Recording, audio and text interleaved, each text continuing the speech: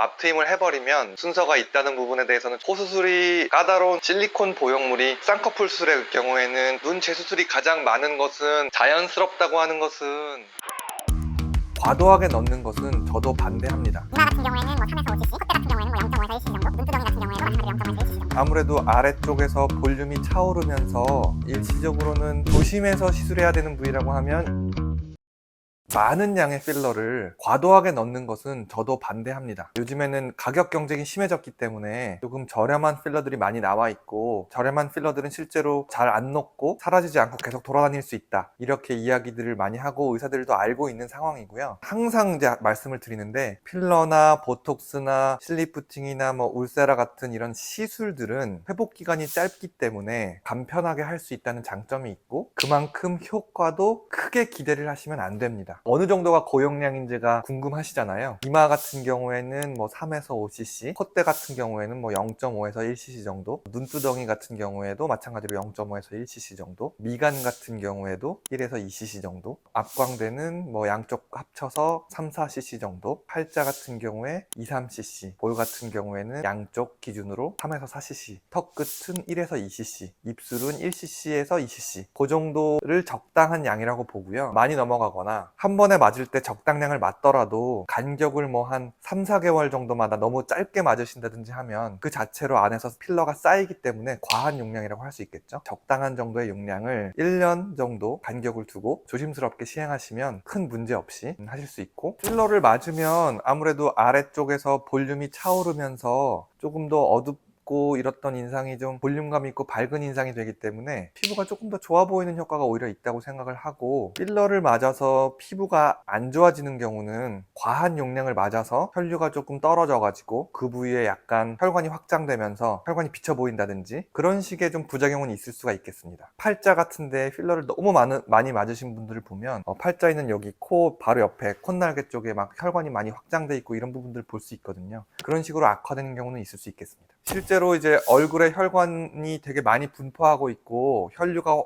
풍부해서 필러 주입이 위험한 것은 사실입니다. 확률은 낮지만 한 번 발생하면 치명적인 부작용이 발생할 수 있다는 점에서 시술이라고 해서 수술보다 많이 안전하다 이렇게 생각하시면 안 되고요. 정말 조심해야 되는 부위가 있고 적당량만 맞아야 되는 그런 부위들이 있는데요. 가장 대표적인 게 미간 필러죠. 미간이나 이마 같은 경우에 혈류를 통해서 안구 쪽으로 필러가 들어가면서 실명이 됐다는 사례들이 종종 보고가 되고 있고, 뿌띠 시술을 많이 하는 병원에서도 미간 같은 경우에는 안 한다 이렇게 하시는 경우들이 많이 있습니다. 연세가 있으셔서 미간에 주름이 심한 경우에는 좋은 필러를 적당량 조심스럽게 시간을 충분히 두고 놓으면 불가능하지는 않다는 입장이고요. 항상 과하지 않게 적당량 하면 뭐든지 그 적당한 효과는 있고 부작용은 최소화할 수가 있습니다. 무조건 안 된다고 하는 것에 대해서는 조금 동의는 하지 않고요. 조심해서 시술해야 되는 부위라고 하면 이마, 미간, 콧대 정도를 이야기할 수 있고, 콧대 필러를 막 찬성하는 입장은 아니지만 수술이라는 게 아무래도 뭐 보형물을 넣어야 된다든지 회복 기간이라든지 비용 문제라든지 여러 가지 좀 장벽이 있기 때문에 미간만 살짝 낮아서 살짝만 올리는 경우에는 뭐 절대 하면 안 된다 이런 정도까지는 아니라고 생각합니다. 절대 하지 말으라고 비추드리는 부위는